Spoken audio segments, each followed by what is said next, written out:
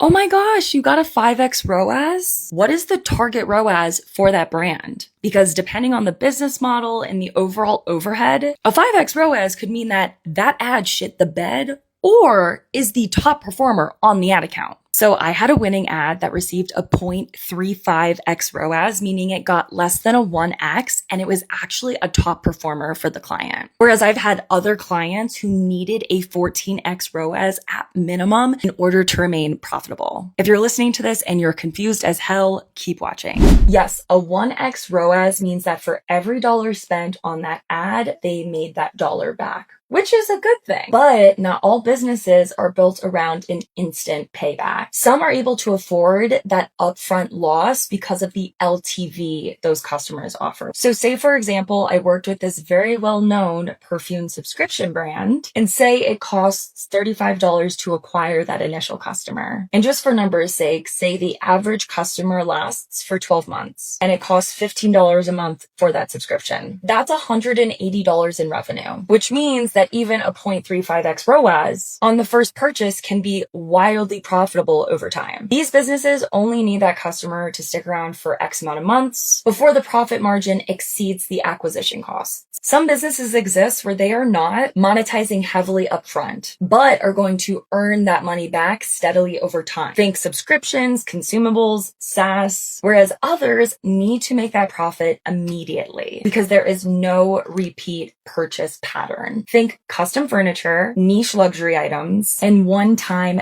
big ticket purchases. Brands that need that higher ROAS immediately. For example, I worked with this very niche cabin brand. They had a bunch of cabins on the East Coast. These customers, they were really just, going on this trip once. There is no reoccurring revenue stream here, which is a problem if you don't have a way to offset those customer acquisition costs, which means that first sale must carry all of the overhead and all of the profit margin. So say it costs $1,000 to generate a lead, but a sale is going to produce $14,000 in profit. They're going to need at least a 14x ROAS. So when we're thinking about metrics, you're going to want to think about payback window. Instead of focusing purely on ROAS, which a lot of creators and brands do, smart brands are going to look at their payback period. How long is the brand willing to wait to get their money back on the customer acquisition? For subscription and e-commerce consumables, this might be 3 to 6 months, whereas for high ticket or one-time purchase items, it needs to be immediate. In short, whether a 1x ROAS matters is going to depend on if the brand is playing a short game, aka needing that immediate profitability, or long game, LTV and retention. If you found this video helpful, make sure you're following this account, engage with it, and comment any follow-up questions you have down below.